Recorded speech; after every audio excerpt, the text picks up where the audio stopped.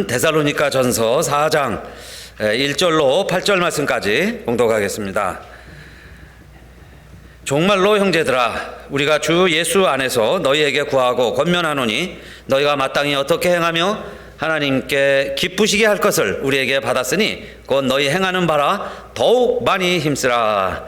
우리가 주 예수로 말미암아 너희에게 무슨 명령으로 준 것을 너희가 아느니라.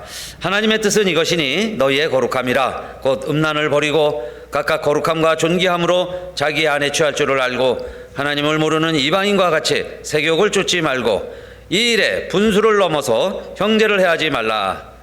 이는 우리가 너희에게 미리 말하고 증거한 것과 같이 이 모든 일에 주께서 신원하여 주심이니라. 하나님이 우리를 부르심은 부정케 하심이 아니요 거룩케 하심이니 그러므로 저버리는 자는 사람을 저버림이 아니요 너희에게 그의 성령을 주신 하나님을 저버림이니라. 아멘. 자, 오늘 제목은 하나님을 기쁘시게 하는 삶입니다. 바울은 편지를 쓸 때 반은 교리에 관한 부분을 쓰고요. 그 다음 뒤에 반은 이제 그러면 생활면 구체적으로 어떻게 살아가야 하느냐 하는 내용을 적죠. 그래서 로마서 같으면 16장인데 11장까지가 교리고 12장부터 16장까지가 그러므로 너희는 너희 몸을 하나님이 기뻐하시는 거룩한 산제물로 드려라 그러면서 어떻게 살아야 될 것을 소개했죠. 오늘 그 데살로니가 전서도 마찬가지예요. 우리가 3장까지 했는데 3장까지는 그런 이제 신앙의 원리, 교리에 관한 내용이라면 4장부터는 생활편입니다. 그래서 여기 종말로 하는 말을 쓴 거예요. 자, 그러면 이제 다 들었으니 어떻게 우리가 살아가야 되느냐 해서 종말로 이제 권면을 하고 있습니다. 그런데 우리가 어떻게 살아가야 될까요? 형제들아, 우리가 어떻게 살아가야 될 것은 이미 너희가 보고 듣고 행하고 있는 바라 그랬어요. 자, 그런데 그 내용이 뭐냐 하면 제가 한번 읽어볼게요. 종말로 형제들아, 우리가 주 예수 안에서 너희에게 구하고 권면하노니 너희가 마땅히 어떻게 행하며 하나님께 기쁘시게 할 것을 우리에게 받았으니 곧 너희 행하는 바라 더욱 많이 힘쓰라 이랬죠. 그래서 우리가 해야 될 것은 뭐냐? 하나님을 기쁘시게 하자. 하나님을 기쁘시게 하는 삶을 살아가야 됩니다. 그 이야기예요. 그래서 여러분, 우리 사랑하는 가수의 성도님들은 하나님을 기쁘시게 해드리는 삶만을 사시기를 주님의 이름으로 축원합니다. 할렐루야. 하나님을 기쁘시게 해드리자. 하나님을 기쁘시게 해드리는 삶을 살아가자. 그런데 누가 제일 하나님을 기쁘시게 해드렸느냐? 역시 우리 주님이세요. 우리 주님은 세례받고 나오시니까 하늘 문이 열리고 하늘에서 음성이 들리기를 이는 내 사랑하는 아들이요 내 기뻐하는 자니라. 그런 음성이 들리죠. 그러니까 하나님이 우리 예수님의 존재만으로도 하나님은 기쁘신 거예요. 그런데 그 예수님이 공생애를 시작을 하시니까 내 사랑하는 아들이고 나를 기쁘게 하는 아들이다. 온 세상에 선포해 주셨어요. 그런데 신약에 또 나옵니다. 마태복음 17장에 보면 변화산에 예수님과 베드로와 요한 두 제자가 올라가죠. 세 사람이 올라갔는데 근데 거기서 예수님의 모습이 흰눈같이 변하는 거예요. 그러면서 모세가 나타나고 엘리야가 나타났습니다. 그럴 때 베드로가 이야기하죠. 여기에 예수님의 얼굴이 해같이 빛나고 그렇게 유대인들이 좋아하는 사람이 모세죠. 위대한 랍비예요. 그 모세가 있고 엘리야 선지자가 있습니다. 여기가 좋으니 여기 텐트 치고 여기서 살고 싶습니다. 우리 내려가지 말고 여기서 삽시다. 그럴 때에 또 하늘이 열리고 하늘에서 음성이 들렸죠. 그때 음성이 똑같은 음성이 들린 거예요. 이는 내 사랑하는 아들이요 내 기뻐하는 자니라. 너희는 저의 말을 들으라. 예수님의 말을 들어라. 그러면서 하늘의 음성이 들렸는데 그리고 변화산에서 내려왔어요. 자, 그때에도 하나님은 우리 예수님을 향하여 내 사랑하는 아들이고 나를 기쁘게 하는 아들이다 그랬어요. 여러분, 우리가 예수 믿고 주님의 제자가 된다고 그러죠. 주님의 제자가 되고 싶어 하는데 주님을 닮고 싶어 해요. 그 중에 우리가 꼭 닮아야 될 게 뭐냐? 하나님을 기쁘시게 해드리는 자. 그게 바로 예수님의 모습이었어요. 그러니까 예수님처럼 우리가 하나님을 기쁘시게 해드리면 좋겠죠. 하나님을 기쁘시게 해드려야 돼요. 그런데 이것은 우리의 그냥 소망 정도가 아니고 하나님의 명령이기도 합니다. 그래서 2절에 우리가 주 예수로 말미암아 너희에게 무슨 명령으로 준 것을 너희가 아느니라. 예수로 말미암아 너희에게 하는 명령이다 그런 뜻인데 여기 예수로 말미암아는 by the authority of the Lord Jesus예요. 예수 그리스도의 authority, 예수 그리스도의 권위, 그 오소리티를 가지고 우리가 여러분에게 하는 권면, 인스트럭션이에요. 권면입니다. 그런데 이것은 해도 되고 안 해도 되고가 아니고 우리 모두가 다 지켜야만 되는 명령입니다. 그런 뜻으로 바울이 이야기하는 거죠. 그렇게 명령으로 요구하는 그 하나님을 기쁘시게 해드리는 게 뭘까요? 자, 하나님을 기쁘시게 우리가 해드려야 되겠는데, 그러면 그 중에 첫 번째가 뭐냐? 첫 번째가 바로 하나님의 뜻대로 행해야 하나님이 기뻐하시겠죠. 우리가 하나님이 원치 않는 것 잔뜩 갖다가 드려보고, 여러분 하나님이 원치 않는 일을 하면서 내가 하나님을 기쁘시게 해드린다 해보세요. 하나님이 기뻐하실까요? 그것 중에 하나가 구약시대에 많은 제사를 드렸습니다. 구약에 제사 드리는 성전은요, 그래서 짐승 잡는 피비린내가 진동을 했다고 그러죠. 응? 오늘은 여러분 성전에 들어오실 때 좀 모기향 냄새가 나실 거예요. 모기가 너무 많다고 그래가지고 모기향을 좀 피워놨습니다. 그런데 구약시대 성전에 들어갈 때는요, 짐승 피 냄새가 그렇게 났다는 거예요. 그래서 하나님은 아모스 선지자를 통해서나 그 시대를 비판하는 선지자들의 그 선지서를 읽어보면요, 나는 너희의 예배가, 제사가 지긋지긋하다, 그런 표현까지 있어요. 너희 피냄새가 더 이상 역겹다, 못 봐주겠다, 더 이상 드리지 말아라, 심지어는요 기도마저도 가증하니라, 기도도 하지 말아라, 막 그런 구절들이 나오죠. 그 왜 그러겠어요?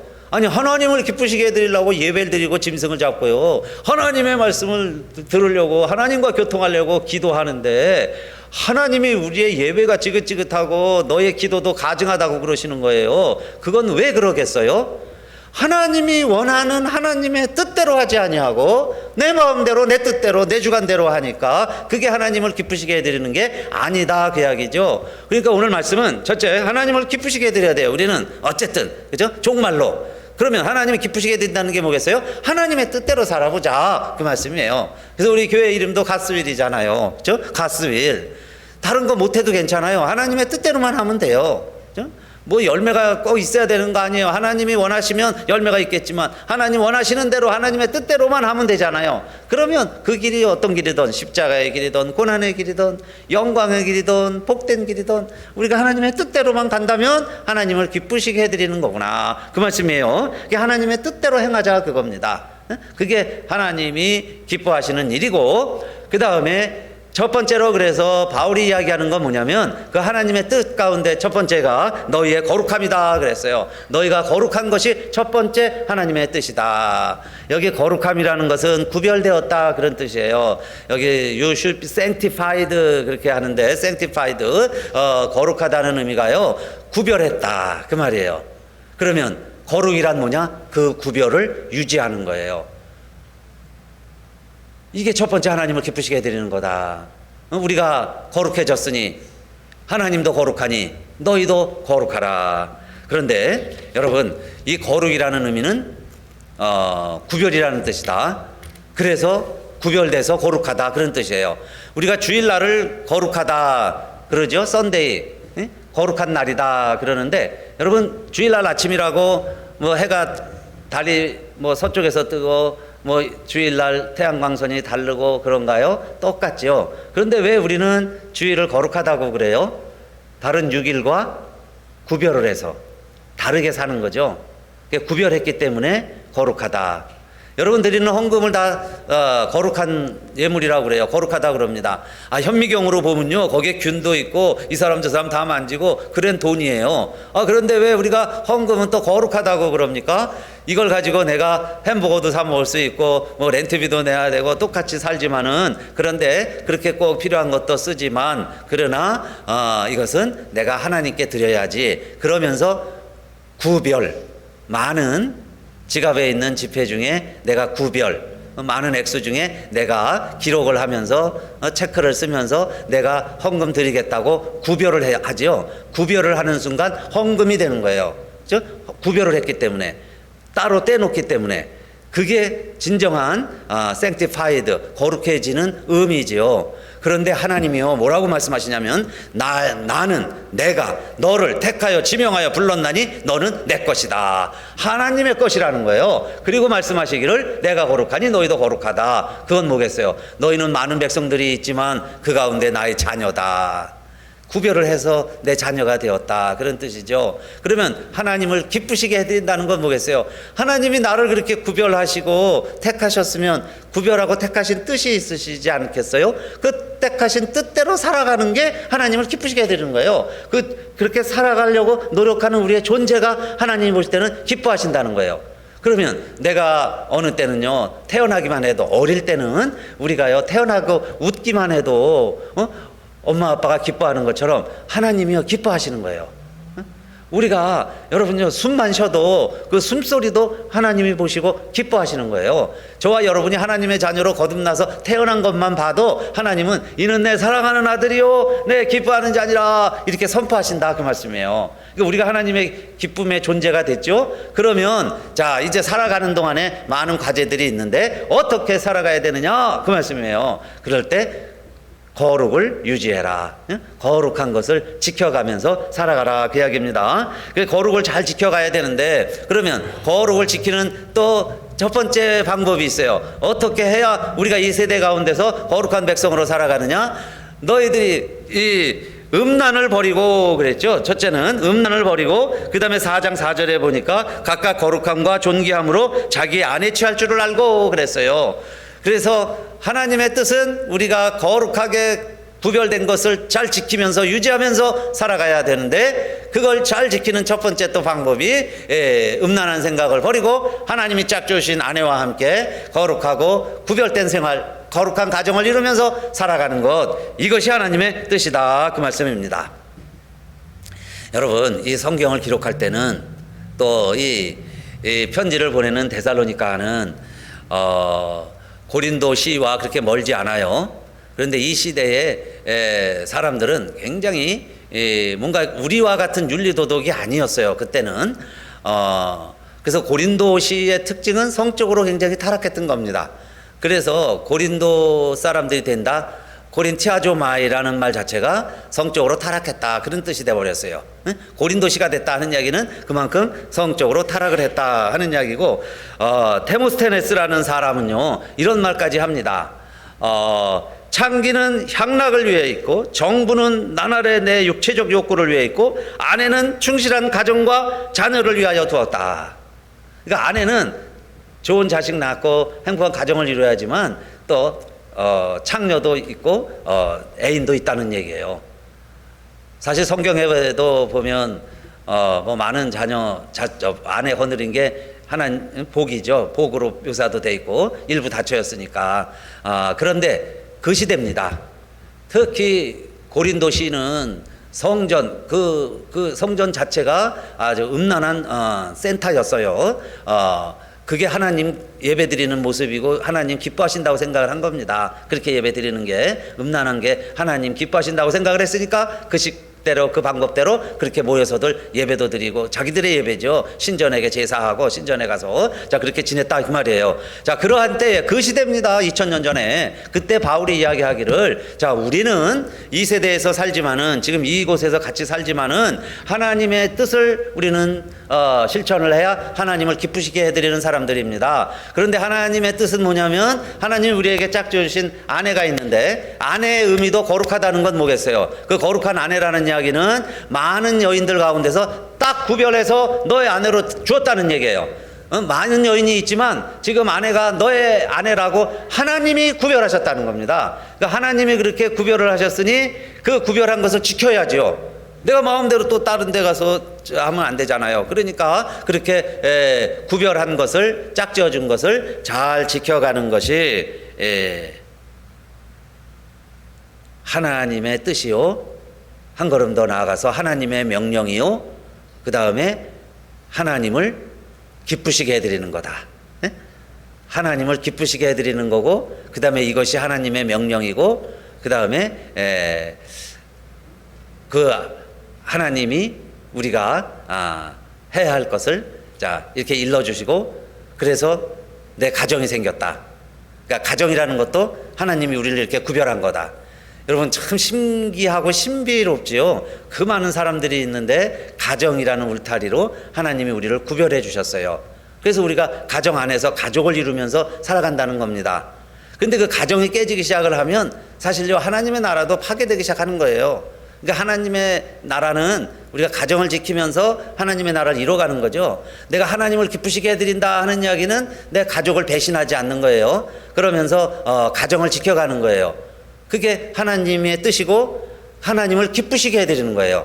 근데 여러분 하나님의 일 한다고 하면서 하나님을 기쁘시게 한다고 하면서 가정에 피해를 주고 가정을 등한히 하고 가정을 소홀히 하면 하나님이 다른 것으로 보상해 줄까요? 그리고 그게 보상이 되겠냐 이 말이에요.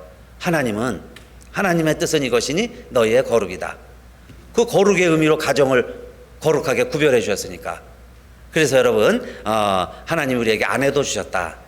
그러니까 아내라는 의미는 우리의 무슨 욕망을 채우기 위한 수단으로만 아내를 주신 게 아니고 하나님은 그 가정이라는 것을 통해서 자녀를 낳고 거룩한 가정을 이루고 그렇게 해서 하나님의 뜻이 생육하고 번성하고 이 아름다운 세상을 하나님 만들어 주셨잖아요. 그러면 이 아름다운 세상을 잘 갖고 가야 되는데 후손이 없으면 어떻게 되겠어요? 그러니까 이 사람들이 이 세상을 잘 이끌어갈 수 있도록 하나님께서 사람들을 구별해서 택한 사람들을 통해서 이 아름다운 세상을 창조 질서를 보존하라고 책임을 맡기시는 거죠. 그러니까 그것을 우리들이 이뤄가야 되는데 그 말입니다. 그 중에 첫 번째가 그래서 구별하는 것의 첫 번째가 가정이다. 그 중에 아내다. 그 말씀이에요. 그러니까 여러분 그 아내를 그래서 어떻게 여기라 그랬어요? 귀하게 여기고 거룩하게 여겨라. 그러니까 거룩함도 많은 사람들 가운데서 하나님이 택해서 그 말이에요. 구별해서 나의 아내로 다시 맞이하게 해주셨으니까 거룩하게 됐다는 얘기죠. 그러면 그렇게 구별해 주셨으니 나는 어떻게 여겨야 돼요? 그 아내를 존귀히 여겨라. 존귀함으로 그랬어요. 귀한 줄 알아라. 귀하게 여겨라. 근데 지나다 보면 귀한 건 다 사라지고 너무 익숙해지면요 다음에 이제는 사람들은 쉽게 권태기를 느낀다고 그래요. 그래서 이제 새로운 게 없어지는 거예요. 근데 여러분 우리는 그런 새로운 것만 가지고 가정을 지켜가는 게 아니죠. 하나님이 주신 약속대로. 그래서 오늘 이 말씀은 주님의 명령이다 그 뜻이고 주님의 권위로 여러분에게 주는 교훈입니다 그런 뜻이고요. 그 다음에 우리가 하나님을 기쁘시게 해드려야 되는데 전제가 있습니다. 믿음이 없이는 기쁘시게 못하나니 하나님께 나아가는 자는 반드시 그가 계신 것과 그가 또한 자기를 찾는 자들에게 상 주시는 이심을 믿어야 할지니 그랬죠. 그러니까 without faith it is impossible to please God이에요. without faith 그러니까 이게 우리의 전제입니다. without faith 믿음이 없이는 impossible to please God. 하나님을 기쁘시게 해드립시다 뭐 합시다 그러는데요. 이게 또 율법이 될 수 있어요. 그러나 이게 우리는 이 말씀들을 어떻게 들으셔야 되냐면 우리는 이미 믿음을 가지고 사는 존재들이에요. 하나님의 자녀들입니다. 하나님의 구별된 백성들이 되었을 때 어떻게 살아가야 되느냐 하는 거고 그 믿음이 전제되지 않는다면요 임파서블이에요. 하나님 기쁘시게 할 수가 없어요. 이제 임파서블 믿음이 없이는 기쁘시게 못하나니 그랬죠. 불가능하다는 겁니다. 그렇게 할 수도 없고 되지도 않을 것이다 그 이야기예요. 사실 하나님에 대한 관심들도 없죠. 세상 사람들은 그냥 적당히 살고 남 눈 속이면 되고 내 이익을 추구하면 되고 남이야 아프던 해를 당하던 말던 내 이익을 추구해서 살아가잖아요. 그러니까 그런 세상 사람들보다 우리는 하나님을 알고 하나님의 뜻을 알려고 그러고 그걸 하나님의 명령으로 받고 그렇죠? 예수님의 권위로 우리에게 하시는 하나님의 명령으로 받고 그래서 내가 그 뜻대로 순종해서 살려고 하는 우리들에게 해당되는 말씀들이에요. 그러니까 그 믿음을 가지고 살아가려고 하는 우리들은 뭐가 그럼 역으로는 어떻게 될까요? It is possible입니다. It is possible with faith. 믿음으로 한다면 가능하다. 뭐가 가능할까요? To please God. 하나님 기쁘게 해드리는 일을 우리도 할 수 있다는 거예요. 우리의 존재와 내 형편이 지금은 어떠하든지 상관없어요. 내 형편과 상관없이 우리도 하나님을 그러면 기쁘시게 해드릴 수가 있겠구나. 무엇으로 가능하다는 거죠? With faith예요. 믿음으로 그랬어요. 그래서 여러분, 오늘도 우리 하나님 말씀 또 설교를 여러분이 듣지만은 이 말씀들을 내가 어떻게 이 말씀을 받느냐, 하나님의 말씀으로 by the authority of Lord Jesus라고 그랬죠. 예수 그리스도의 권위로 하나님이 나에게 주시는 인스트럭션, 말씀인 줄 알고 이 말씀을 내가 지키고 순종하려고 할 때, 그때 우리는 하나님의 뜻을 이룰 수 있으며, 하나님의 뜻을 이루는 우리들이 하나님을 기쁘시게도 할 수 있다. 하나님을 기쁘시게 하는 일이 불가능한 게 아니다. It is possible이에요. To please God입니다. With faith, 믿음을 가지고, 그 말씀입니다. 그러니까 가정에서도 아내와 함께 내가 어떻게 지냄으로 하나님을 기쁘시게 해드릴까?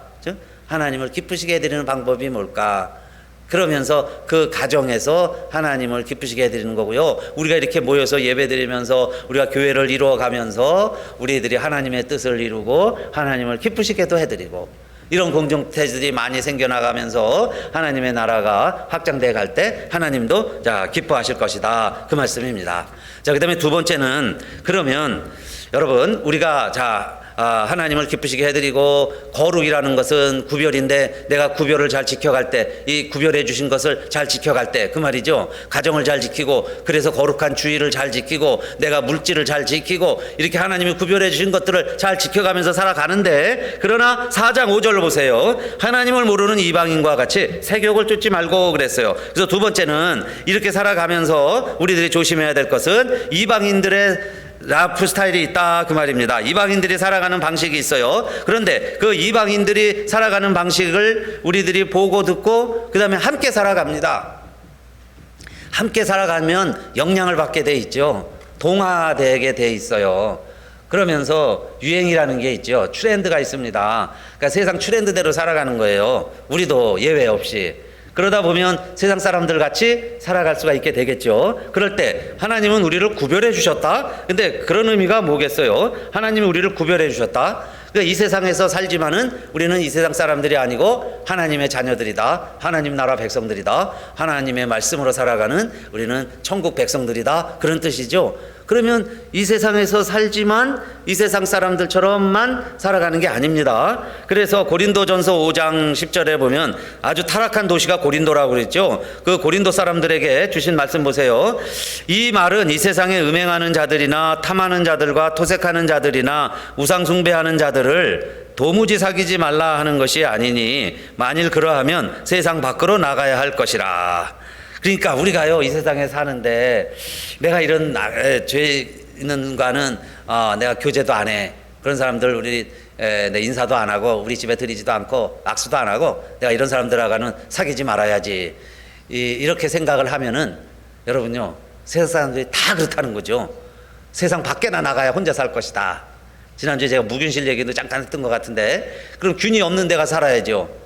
죄가 없는 데 가서 살려면 어디 가야 돼요? 병원에. 그죠? 아무도 들어오지 못하게 하고 고립해갖고 딱 그냥 나가도 들어오지 못하게 아주 딱 격리시키는 그런 데서만 살아야 여러분 될 것이다, 그 이야기예요. 세상 밖으로 나가야지. 그러니까 세상이 다 이렇다는 거죠. 온 세상이 다 이렇게 돼버렸습니다. 아주 일일이 예들 것도 없이요, 세상이 많이 타락해 가고 있어요. 그러면 우리들은 어떻게 살아가야 되느냐? 여러분, 배가 물 위에 떠 있으려면 물이 있어야지만, 그러나 그 귀한 물들이요, 배를 뛰게 해주는 물들이 그 물이 배 안으로 들어오기 시작을 하면 배가 가라앉죠. 그러니까 배가 물의 부력 때문에 뜨지만은 그 물이 배 안에 들어오면 배를 침몰도 시킬 수 있는 것처럼, 여러분 우리는 세상 가운데 사는 겁니다. 세상이 없으면 배가 뜰 수가 없어요. 이것처럼 우리 성도들도 세상에서 사는 거예요. 예수님도 하나님도 세상을 강조하신 거고 이 세상을 이렇게 만들어 주셨어요. 근데 이 세상이 점점 악해지니까 하나님이 심판을 하시는 거고 피조물도 신음을 한다고 그랬죠. 탄식하는 거예요. 여러분요, 이게 막 기상이변이 일어나는 거는 탄식하는 거죠. 자연들이 우리들도 구원해달라고, 우리 살려달라고. 인간이 욕심 때문에요, 마구 해치고 마음대로 하고 있습니다. 그게 하나님 원하시는 게 아니에요. 창조 아름다운 세상을 우리가 잘 보존해야 되는데, 자 그럴 때 우리들이 이 세상을 어떻게 살아가야 되느냐? 응? 그러니까 이 세상을 하나님이 그러면 말씀대로 내가 지켜 행하려면 세상 밖으로 나가야 되나? 그런데 지혜는 이거죠. 이 세상을 하나님도 사랑하셔서 구원하시려고 예수 그리스도를 보내주셨고, 예수님도 그렇게 죄 많은 인간의 모습으로 똑같이 인간이 되셔서 죄악 많은 이 세상에 오셔서 살아가셨고, 그리고 그를 위해서 돌아가시고 십자가에서 피 흘려 죽으셨고, 우리가 그걸 알고 우리가 예수 믿고 우리가 하나님의 자녀가 되어서 살아간다면 우리는 예수님 말씀에 너희는 세상의 빛이다가 아니에요.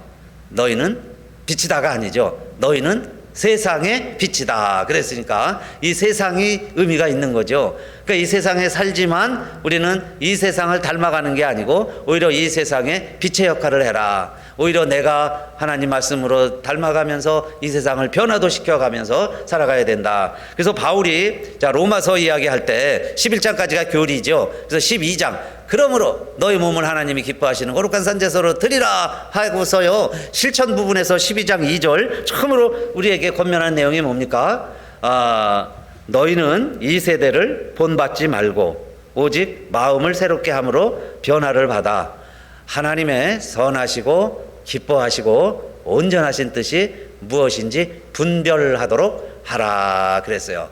이 세대를 본받지 말아라. 본받는다는 게 컨펌이죠. 폼. 이 세상에 패턴이 있습니다. No longer, any longer 패턴 of this world예요. 이 세상의 패턴, 그거 따라간다는 게 컨펌이죠. 폼. 그 폼을 따라가려고 그러지 말고 but be transformed예요. be transformed. 변화가 되어라. 변화가 되어서 오히려 내가 말씀으로 마음을 새롭게 함으로 변화도 되지만 이 세상도 우리가 오히려 트랜스폼 시켜야죠. 이 세상을 변화시켜 가면서 그렇게 살아가면서 그 다음에는 뭐 어떻게 변화시키겠어요? 어떤 게 하나님의 뜻이겠어요? 하나님의 선하시고 기뻐하시고 하나님의 기뻐하시고 온전하신 뜻이 무엇인지, God's will, 그 하나님의 선하시고 기뻐하시고 온전하신 뜻이 무엇일까, 그걸 늘 이렇게 생각하고 분별하는 것, 그렇게 하면서 살아가라. 그게 여러분 로마서의 결론입니다. 로마서 전체. 우리가 믿음으로 의로워졌으니 그 다음에 어떻게 살아가야 되겠어요? 하나님의 선하시고 기뻐하시고 온전하신 뜻이 있는데 그걸 우리가 이 세상에서 실천하면서 순종하면서 살아가라, 그런 뜻입니다. 그런데 여러분, 우리가 좋은 것은 참 담기 어려운데요, 이 악한 것은 그냥 가르치지 않아도 담고요, 가만히 있어도 잘못된 길로 저절로 가게 됩니다. 그래서 가장 망치는 길은 그냥 내버려 두면 저절로 망가지죠. 텃밭도 그냥 내버려 둬 보세요. 저절로 망가지는 것처럼 우리의 마음도 우리의 신앙도 그냥 내버려 두면 망가지게 돼 있어요. 그건 왜 그러느냐? 이 세상이 그만큼 악하다는 거죠. 그러니까 그냥 물결 따라 흘러가다 보면 우리도 세상 풍조에 따라갈 수밖에 없어요. 그러면 이 세상에 우리가 함께 살지만 그러나 우리는 이런 세상 풍조가 우리의 삶을 지켜주고 똑같이 배를 띄우는 것처럼 이 세상 방식대로 함께 살아가고 있지만 그러나 이 세상의 것들이 틈도 주면 안 되겠죠. 주사바늘처럼 조그만 구멍이라도 하나 우리가 허락하지 말고 이것이 우리의 가정을 해하지 않게 해주세요. 나의 믿음을 해치지 않게 해주세요. 우리 가족들을 침범하지 않게 해주세요. 그래서 이것을 지켜가는 것이 이방인의 풍속을 따르지 않는 것이 두 번째 하나님의 뜻이다. 하나님의 뜻대로 여러분 우리의 가정과 여러분의 믿음 잘 지키시고 이방인의 풍속대로 여러분 나를 맡기지 마세요. 그렇게 나를 맡겨버리면서 내가 그 떠내려가면 내가 구원받은 자로서 그 구별을 지키는 게 아니에요. 그러니까 구별을 잘 지키시기를 바라겠습니다. 그리고 세 번째는 그렇게 믿음 생활을 하다 보면요, 또 믿음 생활 게을리하는 형제들, 또 믿음 잘 따라오지 못하는 믿음이 연약한 형제들이 있습니다. 그런 형제들을 또 우리가 어떻게 해야 될까요? 4장 6절 이 일의 분수를 넘어서 형제를 해하지 말라. 이는 우리가 너희에게 미리 말하고 증거한 것과 같이 이 모든 일에 주께서 신원하여 주심이니라 그랬어요. 형제를 해하지 말라. 우리 주변에는 그러나 이렇게 믿음은 있지만 세상 속에서 방황하는 형제들도 있을 수 있고, 믿음이 연약한 형제들도 있고, 믿음이 연약한 형제는 모든 걸 의심하기도 하고 또 작은 일에도 넘어지고 그러겠죠. 그럴 때에 여러분, 우리가 할 일이 하나 있습니다. 그건 뭐냐? 이 일에 분수를 넘지 말라 그랬어요. 분수를 넘어서 형제를 해하지 말라. 이 분수를 넘는다는 게 뭘까요? 분수를 넘지 말아라. 이게 세 번째 하나님의 뜻입니다. 분수를 넘지 말아라. 내 것과 내 것의 경계가 분수라고 할 수 있어요. 그 경계를 넘어가는 거예요. 위에 사람과 내 아랫 사람의 경계가 있습니다. 그걸 경계를 넘어가지 말라는 거예요. 함부로요. 우리가 좀 믿음 생활하고 우리가 의로워지고 조금 알면요, 좀 지식이 있으면 얼마나 또 교만해집니까? 그래가지고 분수를 넘어가는 수가 있어요. 그래서 형제들을 해한다는 거예요. 형제를 해하는 일까지 넘어갈 수도 있다. 그러면 참 조심스러운 말씀이죠. 너희들 세상에 있으니까 물속에 있으니까 다 빠져주고 빨리 예수 믿어야 돼. 너희들 다 지옥 가. 야, 예수 믿자. 뭐 이게 좋아요. 그렇게는 하는데, 그러나 그것이요, 분수를 넘어서는 안 된다. 그 말씀이 뭐겠어요? 분수를 넘지 말아라. 사랑하는 마음이 전제가 돼야 되고, 판단하는 마음은 하나님께 맡겨야 되고, 그렇게 해서 정죄하고 판단하는 것은 하나님의 영역이죠. 그러니까 우리는 용납하고 용서하고 사랑하는 긍휼히 여기는 마음으로 형제를 바라보고, 그래서 우리가 교훈을 삼을 수 있죠. 나는 그렇게 되지 말아야지. 그러면서도 긍휼히 여기는 마음, 그게 여러분 부모가 자식을 대하는 마음이죠. 누가 실족하면 그렇게 정죄하고 판단하고 나팔 불고, 여러분 그게 부모의 마음이겠어요?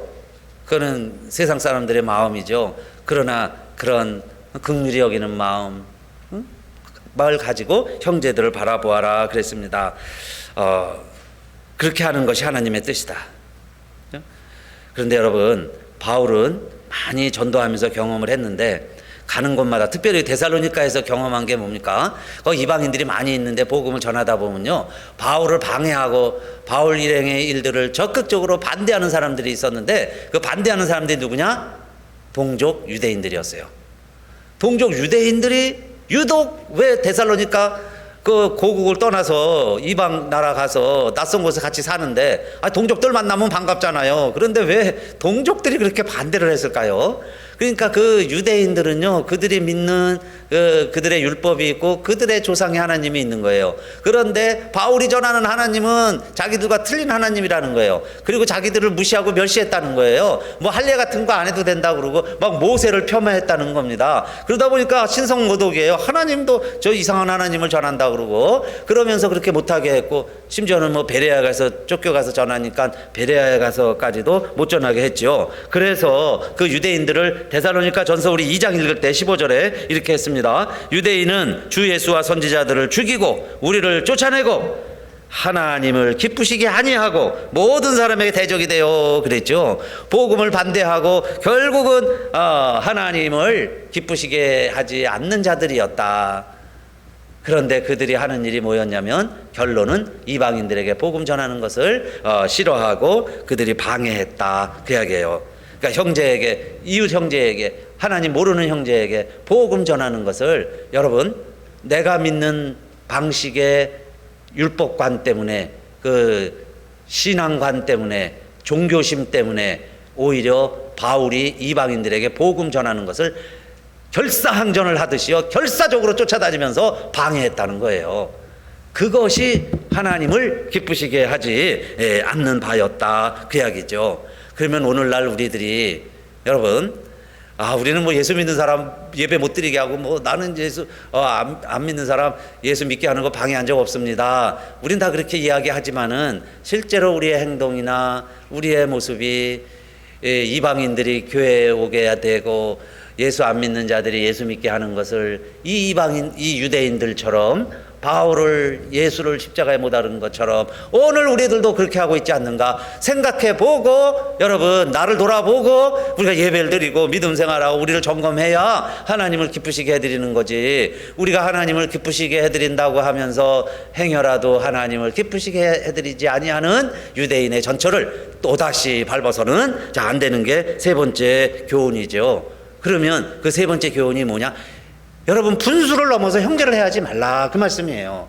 근데 분수를 넘어서 형제를 해롭게 하는 일은 우리가 하지 말자. 그거를 하려면 어떻게 해야 될까요? 여러분, 우리의 생각이야 내 마음대로 하는 거고, 생각이야 자유지요. 사상이야 자유고, 또 그 생각을 또 이야기하면 뭐 생각을 뭐 판단하고 뭐 생각이 옳고 그럴 수도 있겠죠. 그래서 바울은 이렇게 이야기합니다. 로마서 12장 3절 말씀에 내게 주신 은혜로 말미암아 너희 중 각 사람에게 말하노니 마땅히 생각할 그 이상의 생각을 품지 말고 오직 하나님께서 각 사람에게 나눠주신 믿음의 분량대로 지혜롭게 생각하라. 이 말씀에요 주의해야 될 부분이 있습니다. 우리가 믿음의 분량이 다 다르다 그렇게 이야기하는데, 그 믿음의 분량이라는 건 누가 주시겠어요?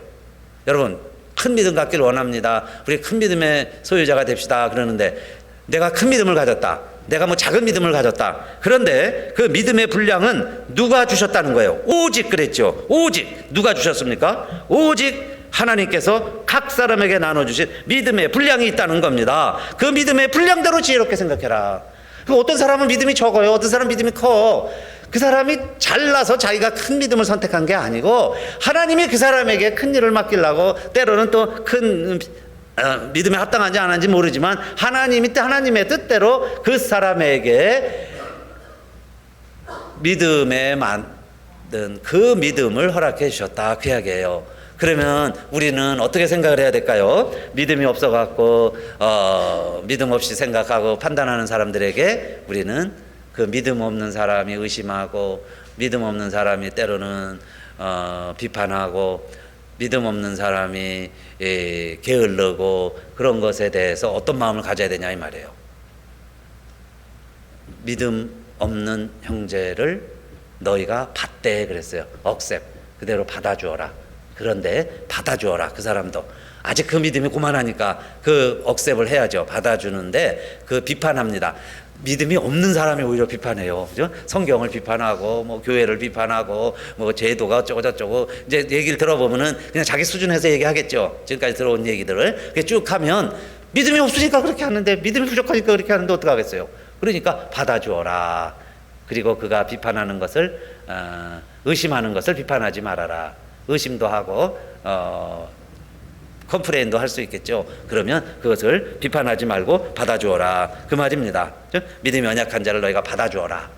그게 분수를 내가 넘지 않는 방법이고, 그리고 믿음이 연약한 자를 내가 어떻게 대해야 되느냐 하는 방법이죠. 그래서 예를 든 게 이제 채식주의자가 있는데, 채식만 먹을 때 어떤 사람은 고기를 잘 먹어요. 그러면 여러분, 로마 시대에 또 그 고린도시에 신전이 얼마나 많았어요. 그러니까 그들이 고기를 먹는다는 얘기는 그 우상에게 바친 제물을 고기를 먹는다 그 이야기예요. 그러면 우상 앞에 간다는 게 여러분 잘못된 거고요. 심지어는 우상에게 바친 고기를 먹는 것도 잘못된 거죠. 그런데 그거를 어떤 사람은 자유로우니까 막 먹어. 그런데 어떤 사람은 또 원래가 채식주의자야. 그래서 그런 걸 안 먹어요. 그런데 한 성도가 됐습니다. 한 교회 안에 있어요. 그럴 때, 자, 여러분, 어떤 형제가 그냥 고기만 보면 그냥 좋아가지고 그냥 고기를 막 먹는데, 채식주의자가 보면요, 고기 벌써 비린내가 나죠. 막 냄새가 나는데 어떻게 저렇게 잘 먹냐고. 근데 그게 저기예요. 우상에게 바쳤던 거다 이겁니다. 그러면 이 채식주의자가 볼 때는 저 사람은, 저 형제는 믿음이 없고 저거 가짜 같다 막 그런 생각도 들죠. 가짜야 막 아무거나 막 먹으니까. 예? 그런데 또 정말 자유함이 있어서 아무거나 막 먹는 형제 입장에서 보면요, 채소만 먹는 사람은 아유 저 꼴통이죠. 얼마나 좀 불쌍해.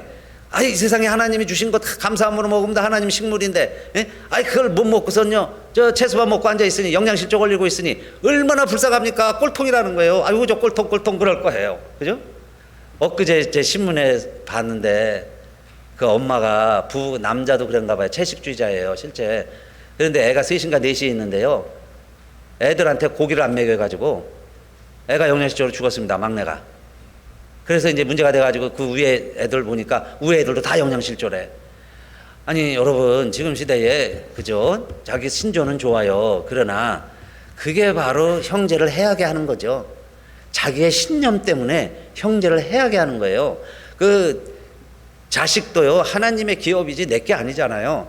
그러면 물론 채식주의, 어른이 채식주의로 할 수는 있습니다. 근데 애들에게는 영양이 필요하면 그거 좀 권면을 해야죠. 그 세상이 다 육식을 한다고 그래갖고 자기는 세상적으로 살지 않아. 그래서 채식을 하는지 모르겠는데, 여러분요, 세상 걸 우리가 떠나 살 수는 없어요. 세상 밖으로 나가 살 수가 없잖아요. 그러니까 세상이 공급하는 걸 먹고 같이 살지만, 그렇죠? 그래서 거룩하다는 거 구별하는 방법을 알아야지. 그렇게요, 나도 안 먹고 자식도 안 먹이고 굶어 죽으면 굶어 죽는다고 굶어 죽게까지 하면 재판을 받으면 아마도 이제 종신형이 선고될 거다 그래요. 그 감옥에서 평생 있어야 되겠죠. 그러니까 여러분, 내가 지금 하나님을 기쁘시게 해드린다. 하나님의 뜻에 내가 하나님의 명령인 줄 알고 순종하며 살아가야 되겠다. 이런, 여러분요, 비장한, 이거 보통 사람들이 못하는 거죠. 그런 각오를 하고 살아가는 우리들이 마지막 세 번째 잊어버려서는 안 될 게 뭐냐? 그런 내 모습들과 내 믿음이 형제를 해하게 되면 어떻게 하라는 거예요? 분수를 넘지 말고 형제를 해하지 말라는 거예요. 분수를 넘지 말아라. 이게 분수 넘는 거죠. 애가 죽는데도 안 먹이면은 그건 분수 넘는 거예요. 그렇죠? 그래서 여러분, 모든 것을 적당히 하고 질서대로 하라. 로마서 14장의 결론이죠. 모든 걸 좀 적당히 하는 게요, 믿음이 없는 사람들이 아니에요. 정말 믿음의 높은 봉우리에 올라가면요, 적당하다는 게 뭔지를 알아요. 적당하게 하라. 그 다음에 질서가 있어야 되는구나. 질서대로 하라. 그게 바울이 권면하는 내용이고, 오늘날 우리 하나님께서 우리들에게 주시는 말씀이라고 생각을 합니다.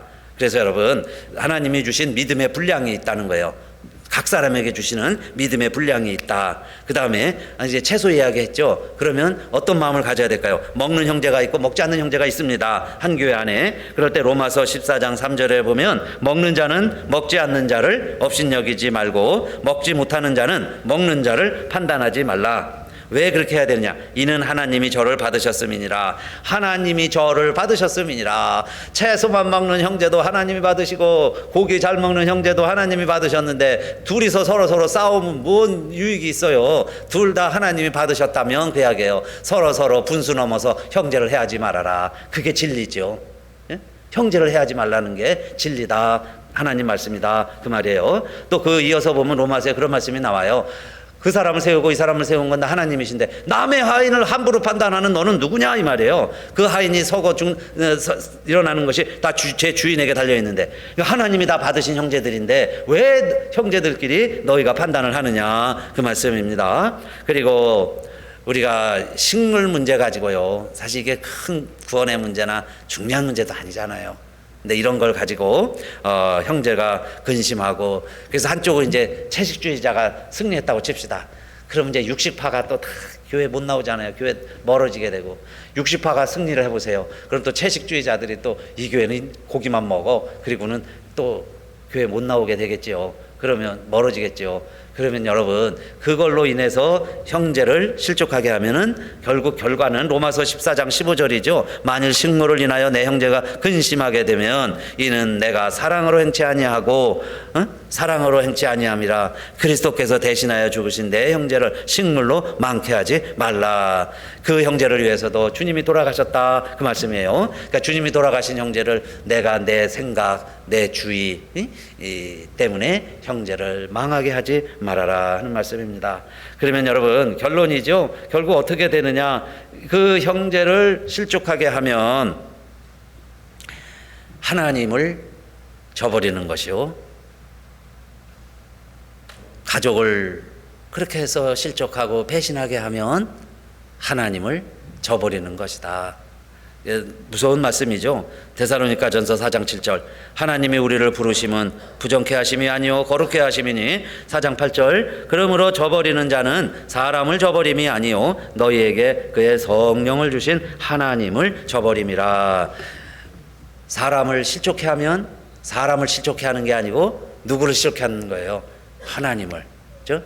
내가 작은 힘없는 연약한 자를 섬긴 것은 사람을 섬긴 게 아니고 주님을 섬긴 것이다, 그랬죠?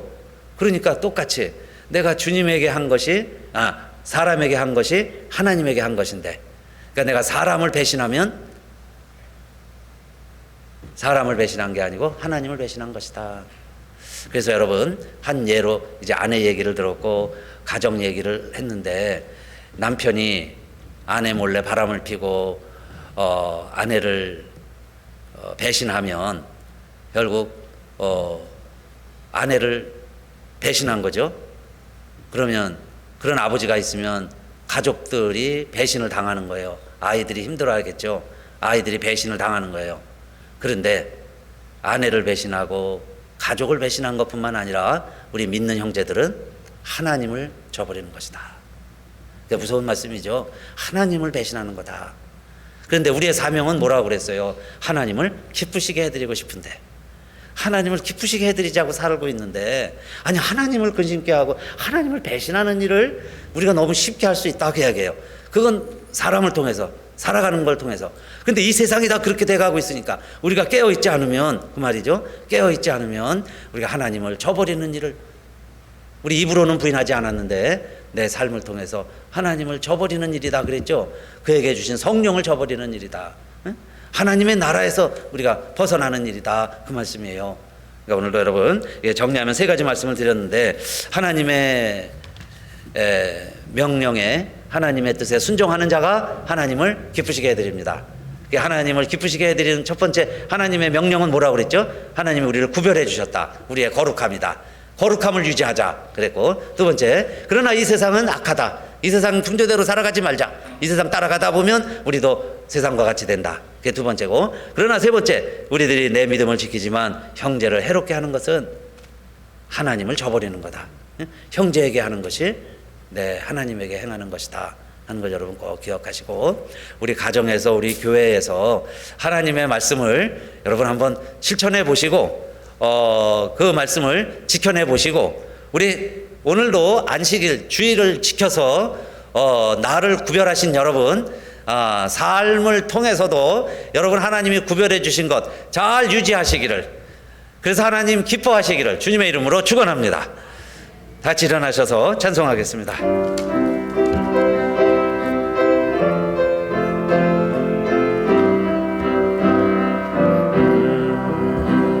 하나님은 왜 어들을 주시는 데까지 세상처럼 사랑하니 참 사랑이로다.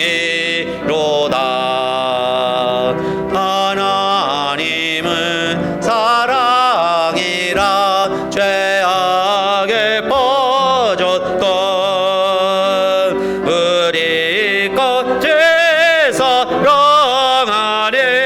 참 사랑 아닌가. 하나님을 배반하고 멀리 떠나누리 원수같이 대적하나 사랑하여 주네. 아멘. 하나님은 사랑이라 죄악에 빠졌던 우리까지 사랑하니 참 사랑 아닌가. 세상 죄를 사시려 우리 죽을 대신 성자 예수 십자가에 고난 받으셨네. 하나님은 사랑이라 죄악에 빠졌던 우리까지 사랑하니 참 사랑 아닌가. 이 사랑에 감복하여 곧 주께 나오라. 원한 영혼 주께 맡겨 구원을 얻으라. 하나님은 사랑이라 사약에 빠졌던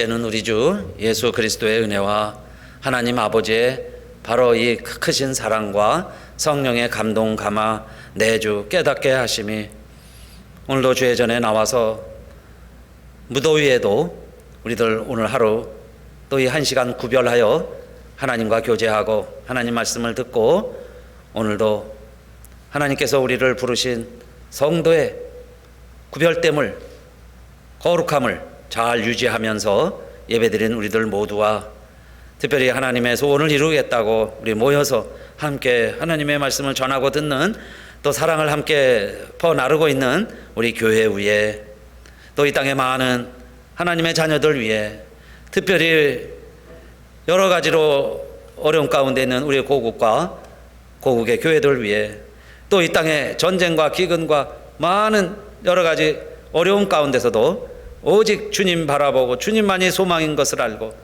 주님에게 도움을 간구하는 많은 이 지구촌에 우리 하나님의 백성들 머리머리 위에 이제로부터 영원히 함께 없시기를 간절히 축원하옵나이다. 아멘.